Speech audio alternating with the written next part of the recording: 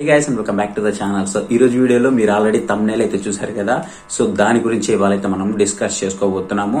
So ఎలాంటి electrical vehicles అయితే మనము బై చేయకూడదు అనే దాని గురించి అయితే ఇవాళ మాట్లాడుకుందాము. సో ప్రెజెంట్ ఈవీ మార్కెట్ అయితే చాలా గ్రోత్ అయింది. ఎంత గ్రోత్ అయింది అంటే సో ఆల్మోస్ట్ మనము బయట వెహికల్స్ కనుక చూసుకున్నట్లయితే ఏవైతే పెట్రోల్ టూ వీలర్స్ ఉన్నాయో సో వాటిలో 5% వరకు కూడా 5 నుంచి 7% వరకు కూడా మనకి ఎలక్ట్రికల్ వెహికల్స్ అయితే కనబడుతూ ఉన్నాయి. ఒకప్పుడు ఎలక్ట్రికల్ వెహికల్స్ అనేవి చాలా రేర్ గా కనిపిస్తూ ఉండేవి. సో ఇప్పుడు ఎలక్ట్రికల్ వెహికల్స్ కనుక చూసుకున్నట్లయితే మనకి చాలా విపరీతంగా కనిపిస్తూ ఉన్నాయి. అండ్ మార్కెట్ లో కూడా చాలా కంపెనీలు రోజుకొక కంపెనీస్ ఏదో ఒకటి ఇంట్రొడ్యూస్ చేస్తూనే ఉన్నాయి. అది 2 వీలర్ అవ్వచ్చు, 3 వీలర్ అవ్వచ్చు, లేదా 4 వీలర్ అవ్వచ్చు. సో అది ఏదైనా సరే మనకి వెహికల్స్ అయితే ఇంట్రొడ్యూస్ చేస్తూనే ఉన్నాయి. సో 4 వీలర్ గురించి పక్కన పెడితే, ఎందుకంటే 4 వీలర్ మార్కెట్ అనేది చాలా పెద్ద క్రాసింగ్ మార్కెట్.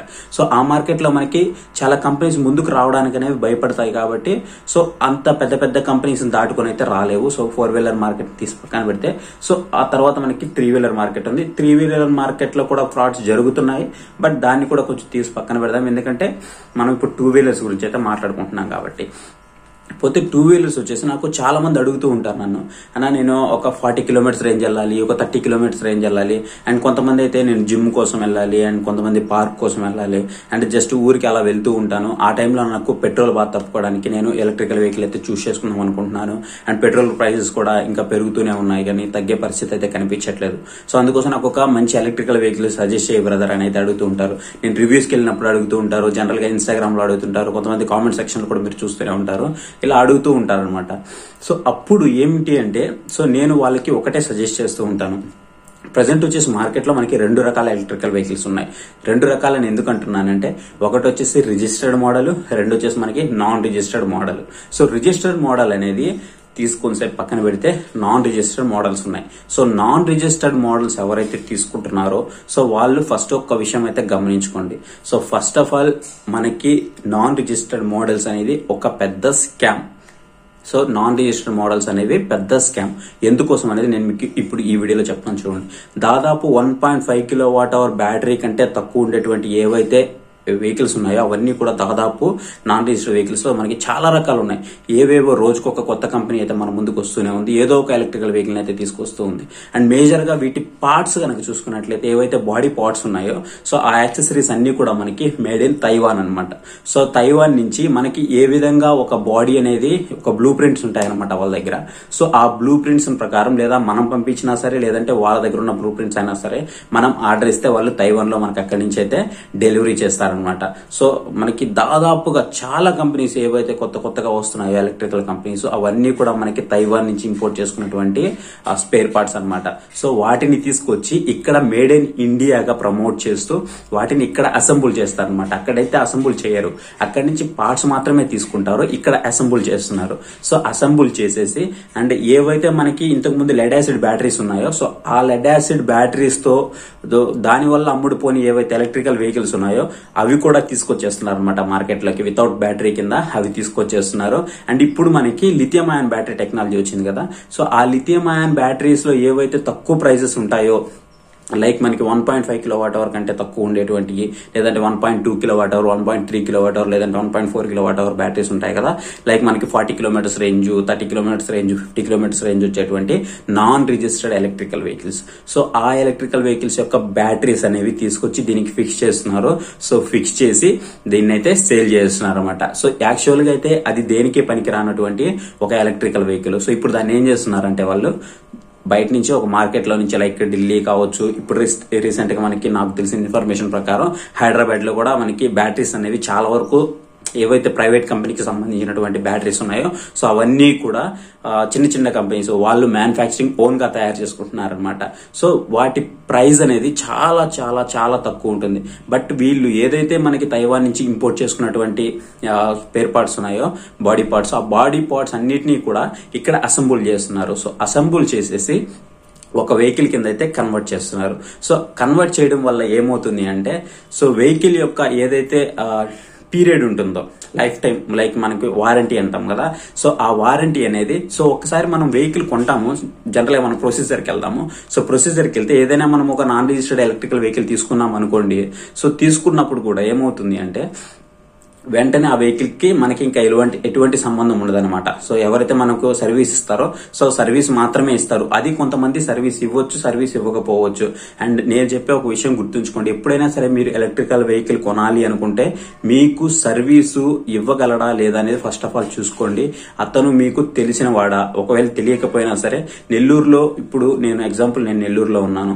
సో నెల్లూరులో అతను ఎంతకాలం నుంచి ఉన్నాడు, ఇప్పుడు ఇన్ కేసు మీరు విజయవాడలో ఉంటారు, విజయవాడలో అతను ఇన్ కేసు ఎంతకాలం ఉంటున్నాడు అండ్ ఓన్ హౌసా కాదా, ఆ షాపు ఎంతవరకు రన్ చేయగలడు, దాని మీద ఎంత పట్టుబడి పెట్టున్నాడు, బయటికి వెహికల్స్ అనేవి ఎంత ఎల్లున్నాయి, అండ్ తీసుకున్న వాళ్ళు ఇతని గురించి సర్వీస్ గురించి ఏమంటున్నారు, ఇవన్నీ కూడా ఎంక్వైరీ చేయండి. అండ్ ఎవరైతే నాన్ రిజిస్టర్డ్ వెహికల్స్ తీసుకోవాలనుకుంటున్నారో సో వాళ్ళందరూ కూడా అవాయిడ్ చేసేసి రిజిస్టర్డ్ మోడల్స్ కి అయితే వెళ్ళిపోండి. అండ్ ఇంకోటి ఏంటి అంటే నాన్ రిజిస్టర్డ్ మోడల్స్ లో ఉండేటటువంటిది మనకి ఏదైతే స్పీడ్ చూపిస్తున్నారో ఆ స్పీడ్ కూడా తప్పు, అండ్ మొత్తం ఆ ఫినామినానే మొత్తం కూడా తప్పు అనమాట.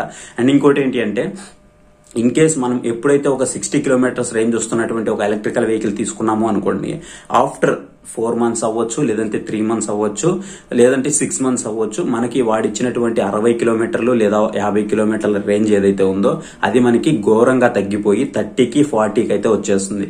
సో ఆ ఎలక్ట్రికల్ వెహికల్ ని అప్పుడు మీరు తీసుకొని ఇబ్బంది పడడం కంటే కూడా ముందే జాగ్రత్త పడడం మంచిది. సో నాన్ రిజిస్టర్డ్ వెహికల్స్ అయితే దూరం పెట్టండి. ఇన్ కేస్ అది 40 కిలోమీటర్స్ 30 కిలోమీటర్స్ రేంజ్ వచ్చేసి మీరు వెంటనే దాన్ని అమ్మేయాలని చూస్తే దాన్ని అమ్మడానికి మీకు ఒకవేళ చాలా టైం పడుతుంది. ఒకవేళ ఎవరైనా కొన్నా సరే దాన్ని ఎంత కొంటారు అంటే 4,000, 5,000, 6,000, 7,000, ఈవెన్ మీకు అది 10,000 రూపాయల లోపే ఉంటుంది. దాని మీద ఖర్చు మాత్రం మీరు 50-60 వేల రూపాయల వరకు ఖర్చు అయితే పెట్టుంటారు. అండ్ ఇంకోటి ఏంటి అంటే చాలా మంది కూడా నాకు ఒక నాన్ రిజిస్టర్డ్ వెహికల్ కావాలి, లైసెన్స్ లేనటువంటి నాకు లైసెన్సే అవసరం లేనటువంటి ఒక ఎలక్ట్రికల్ వెహికల్ కావాలి అండ్ నేను షార్ట్ రేంజ్ లో వెళ్తూ ఉంటానని చెప్తూ ఉంటారు కదా. సో ఈవెన్ మీకు 60,000 రూపాయల దగ్గర నుంచి electrical vehicle non register start అయినప్పటికీ కూడా అన్ని కూడా మీరు ఒక్కసారి వెళ్ళేసి వాటి బిల్డ్ క్వాలిటీ అనేది టెస్ట్ చేయండి. అండ్ వాటి రేంజ్ కూడా చూడండి, చాలా తక్కువ ఉంటుంది. అండ్ వాళ్ళు సర్వీస్ ఎంత వరకు ఇవ్వగలరు అనేది కూడా మీరు ఒకసారి అయితే చూసుకోవచ్చు. సో దాదాపు కూడా మీరు సర్వీస్ అనేది మీకు చాలా తక్కువగా ఉంటుంది. సో ఎప్పుడైనా మీరు ఎలక్ట్రికల్ వెహికల్ కొనాలి అనుకున్నప్పుడు సో వాటి సర్వీస్ వాడు ఎంతవరకు ఇవ్వగలడు, ఆ కంపెనీ ఎంతకాలం నుంచి ఉందనేది మీరు ఖచ్చితంగా అయితే చూడడం చాలా మంచిది. మీకు చాలా మంది చెప్తూ ఉంటారు మా ఎలక్ట్రికల్ వెహికల్ 60,000 రూపాయల్లోనే ఉంది, నాన్ రిజిస్టర్డ్ వెహికల్ 50,000 రూపాయల్లోనే ఉంది, 70,000 రూపాయల్లోనే ఉంది అని. సో అంత తక్కువ ప్రైస్ కి ఎందుకు ఇవ్వగలుగుతున్నాడు అనేది మీరు ఒకసారి చూడండి. బిల్డ్ క్వాలిటీ అయినా సరే మనకి చాలా ఘోరంగా ఉంటుంది. ఇన్ కేస్ ఎవరైనా 10 కిలోమీటర్స్ 20 కిలోమీటర్స్ తిరగాలి అని అనుకున్న వాళ్ళు ఎవరైనా ఉన్నారు అంటే సో మాక్సిమం మీరు డైలీ తిరిగే వాళ్ళు అయితేనే తీసుకోండి. లేదు అంటే వెహికల్ మీకు ఖచ్చితంగా నష్టపోతారు. ఎందుకు అంటే సో 80,000 రూపాయలు 70,000 రూపాయలు ఈ ప్రైస్ పాకెట్ లో ఉండేటువంటి నాన్ రిజిస్టర్డ్ వెహికల్స్ ఏవైతే ఉన్నాయో సో వాటికి మనము ఇంకో 20,000 50,000 వేసుకోగలిగితే మనకి registered models and top quality ఉండేటువంటి మోడల్స్ అయితే మనకి చాలా అవైలబిలిటీలో ఉన్నాయి. ఈవెన్ మనకి 1,00,000 రూపాయలకి మంచి వెహికల్స్ అయితే అవైలబుల్ ఉన్నాయి. సో కంపెనీ పేర్లు వద్దు, సో మంచి వెహికల్స్ అయితే మనకి మార్కెట్ లో చాలా అవైలబుల్ ఉన్నాయి. ఈవెన్ మనం రివ్యూస్ కూడా కొన్ని అయితే చేస్తున్నాము, వాటిని అయితే మీరు చూడొచ్చు మీకు కావాలనుకుంటే. లేదు నాన్ రిజిస్టర్డే కావాలి అని అనుకుంటే ఒకవేళ నాన్ రిజిస్టర్డ్ తీసుకోగలిగితే మీరు ఖచ్చితంగా మీరు నాన్ రిజిస్టర్డే ప్రిఫర్ చేస్తున్నారు అనుకుంటే సో మీకు ఏదైతే వాడు 3 years లైఫ్ స్పాన్ అనేది వారంటీ ఇస్తున్నాడో సో ఆ వారంటీలో మీరు ఖచ్చితంగా వాడిచ్చినటువంటి రేంజ్ అనేది తిరగగలిగి ఉండాలి. లైక్ మీకు వాడు ఒక 40 కిలోమీటర్స్ రేంజ్ ఇచ్చాడు అనుకోండి పర్ ఛార్జ్ కి, డైలీ మీరు 40 కిలోమీటర్స్ రేంజ్ తిరిగేయాలి. సో కంప్లీట్ గా 40 కిలోమీటర్స్ రేంజ్ తిరిగితే అప్పటికి మీకు ఒక నెలకి 1,200 కిలోమీటర్ల దాకా తిరిగేస్తారు ఆల్మోస్ట్. సో ఆల్మోస్ట్ మనము 1,000 కిలోమీటర్స్ వేసుకున్నాం. సో మంత్లీ 1,000 కిలోమీటర్స్ తిరిగినా సరే మనకి 3 years కి మనం ఏదైతే అమౌంట్ దాని మీద ఇన్వెస్ట్ చేస్తామో సో ఆ అమౌంట్ అనేది మనకి రిటర్న్ బ్యాక్ అయిపోతుంది. లేదు నేను 5 కిలోమీటర్స్ యూజ్ చేస్తా, లేదంటే వీక్లీ ట్వైస్ యూజ్ చేస్తా, మనకి మంత్లీ ట్వైస్ యూజ్ చేస్తా, మంత్లీ థ్రైస్ యూజ్ చేస్తా, ఎప్పుడైనా నాకు ఇష్టం వచ్చినప్పుడు తీస్తా అని అనుకుంటే సో మీరు ఏదైతే అమౌంట్ పెడుతున్నారో సో ఆ అమౌంట్ కోసం మీరు ఒక ఎలక్ట్రికల్ వెహికల్ కోసం వెళ్ళి తీసుకోవాల్సిన అవసరమే లేదు. మీకు ఏదైతే పాత పెట్రోల్ వెహికల్ ఉందో సో ఆ వెహికల్ ని మీరు కంటిన్యూ చేసుకోవచ్చు. ఎందుకంటే మీకు అక్కడ అమౌంట్ అనేది మీరు చాలా లాస్ అవుతారు. మనం ఏదైనా అమౌంట్ ఎలక్ట్రికల్ వెహికల్ మీద ఇన్వెస్ట్ చేస్తున్నాము అంటే మనీ సేవ్ చేసుకోవడానికి ఇన్వెస్ట్ చేస్తున్నాం. సో ఆ మనీ సేవ్ చేసుకునేది ఏదైతే ఉందో సో మనం ఇప్పుడు ఎప్పుడైతే డైలీ కన్సంప్షన్ చేస్తూ ఉంటామో తిరుగుతూ ఉంటామో వాడు ఇచ్చినటువంటి రేంజ్ సో అప్పుడే మనకి మన పెట్రోల్ ప్రైజెస్ అనేవి డబ్బులు మిగిలిపోతాయి. సో ఆఖరికి మనకి ఏదైతే మనం ప్రైస్ పెడుతూ ఉంటాము, 60,000, 70,000, 80,000. సో ఆ ప్రైస్ కి తగ్గట్టు మనం 3 years ఉంటాము. లాస్ట్ 3 years తర్వాత మనకి వెహికల్ అనేది మిగిలిపోతుంది. సో అప్పుడు మీరు వెహికల్ కావాలంటే అమ్మేసుకోవచ్చు, లేదంటే దాన్ని ఇంకేమైనా చేసుకోవచ్చు. సో అది స్క్రాప్ కిందకైనా వేసేయచ్చు, అది మీ ఇష్టం. కానీ ఏదైతే లైఫ్ పీరియడ్ 3 years ఉంటుందో ఎలక్ట్రికల్ వెహికల్ కి, సో ఆ 3 years లో మీరు ఖచ్చితంగా దాన్ని పిప్పి చేసేయండి. సో మాక్సిమం కూడా పిప్పి చేసేయండి. అంటే మీరు పగలగొట్టమని కదా నా ఉద్దేశం. తిరిగేయండి, రఫ్ గా తిరిగేయండి, మొత్తం అన్నిటికీ దాన్నే వాడేయండి. లోకల్ గా మీకు ఏదైతే రేంజ్ ఉంటుందో ఆ రేంజ్ పరంగా మీరు అదే వాడేయండి. ఇంకోటి జాగ్రత్త, ఇంకోటి మెయిన్ అన్నిటికంటే ముఖ్యం ఏంటి అంటే, కొత్త ఎలక్ట్రికల్ కంపెనీస్ వస్తున్నాయి, మంచి ఆఫర్స్ అయితే మీ ముందుకు తీసుకొని వస్తున్నాయి. అండ్ మీకు అది దగ్గరగా ఉంటే, మీకు ఇన్ కేస్ అది సరౌండింగ్ లో ఉండి మీకు మంచి సర్వీస్ ఇవ్వగలిగితే తీసుకోండి తప్ప, ఇప్పుడు నేను నెల్లూరులో ఉండి నేను హైదరాబాద్ నుంచి వెహికల్ కొనాలి అనుకుంటున్నాను అనుకోండి, సో దాని యొక్క రేంజ్ 50 కిలోమీటర్లు 60 కిలోమీటర్లు అనుకోండి, నాకు ఇక్కడ నుంచి హైదరాబాద్ 600+ కిలోమీటర్స్ ఉంది. సో నేను మళ్ళీ సర్వీస్ కి అక్కడికి వెళ్ళాలి. సో నాకు చాలా ప్రాబ్లం అవుతుంది. సో అట్లా కాకుండా మాక్సిమం మీకు సర్వీస్ ఇవ్వగలిగేది మీకు దగ్గరలో ఉంటేనే ఎలక్ట్రికల్ వెహికల్ అనేది మీరు తీసుకోండి. అలాంటి కంపెనీస్ జోలికి అయితే మీరు వెళ్ళొద్దు. సో కొత్త వెహికల్స్ తీసుకొస్తున్నటువంటి నాన్ రిజిస్టర్డ్ మోడల్స్ ఏవైతే ఉన్నాయో వాటి జోలికి అయితే అస్సలు వెళ్ళొద్దు. సో మంచి ఎలక్ట్రికల్ వెహికల్స్ రిజిస్టర్డ్ మోడల్స్ మనకి చాలా అందుబాటులో ఉన్నాయి, వాటినే చూడండి. సో దాదాపు మీరు నాన్ రిజిస్టర్డ్ వెహికల్స్ జోలికి అయితే వెళ్ళొద్దు. అవంతా కూడా మీకు ఫుల్ ఫ్రాడ్ అన్నమాట. So complete fraud. పాత వెహికల్స్ ని వాళ్ళు రీమోడల్ చేస్తున్నారు. అంటే మనకి ఇంకోటి మెయిన్ ఏంటి అంటే, ఏవైతే పాతది మనకి లిథియం అయాన్ బ్యాటరీస్ వస్తున్నటువంటి స్టార్టింగ్ స్టేజ్ ఉందో, సో ఆ టైంలో కనుక చూసుకున్నట్లయితే మనకి ఇంత రేంజ్ లేదు, ఇప్పుడు వస్తున్నటువంటి రేంజ్ లేదు. 80+ కిలోమీటర్స్, 90+ కిలోమీటర్స్, 100, 120 కిలోమీటర్స్ అయితే మనకి అప్పట్లో లేదనమాట. అప్పట్లో మనకి టాప్ ఎండ్ అంటే అప్పటికి 60 కిలోమీటర్స్ మాత్రమే ఉంది. సో అప్పుడు ఉన్నటువంటి మనకి 1.4 kWh బ్యాటరీస్ మనకి ఎక్కువగా ఉండేవి. సో ఆ బ్యాటరీస్ ఇప్పుడు మనకి తీసుకొచ్చి రీఫర్బిష్డ్ అయితే చేస్తున్నారు. సో వాళ్ళ కంపెనీ యొక్క బాక్స్ బ్రాండింగ్ అయితే వేస్తున్నారు. సో వేసేసి ఇప్పుడు రీసేల్ చేస్తున్నారు అనమాట. లైక్ అది రీఫర్బిష్డ్ ప్రోడక్ట్ అని చెప్పుకోవచ్చు. సో అలాంటి ప్రోడక్ట్స్ కి అయితే మాక్సిమం దూరంగా ఉండండి. సో ఇది గైస్ ఈ వీడియో అయితే మీకు నచ్చింది, అలాగే అర్థమైందని అనుకుంటున్నాను. సో మీకు ఏమన్నా డౌట్స్ ఉంటే నాన్ రిజిస్టర్డ్ మోడల్ కి సంబంధించి సో నాకు కింద కామెంట్ సెక్షన్ లో అయితే కామెంట్ చేయండి. అలాగే ఈ వీడియోని మీరు ఎవరైతే ఎలక్ట్రికల్ వెహికల్స్ తీసుకోవాలని మీ ఫ్రెండ్స్ ఎవరన్నా అనుకుంటున్నా సరే, సో వాళ్ళకైతే షేర్ చేయండి. మాక్సిమం వాళ్ళకి హెల్ప్ఫుల్ అయితే అవుతుంది. ఎందుకంటే చాలా ఎలక్ట్రికల్ కంపెనీస్ మార్కెట్ లోకి అయితే వచ్చేస్తున్నాయి.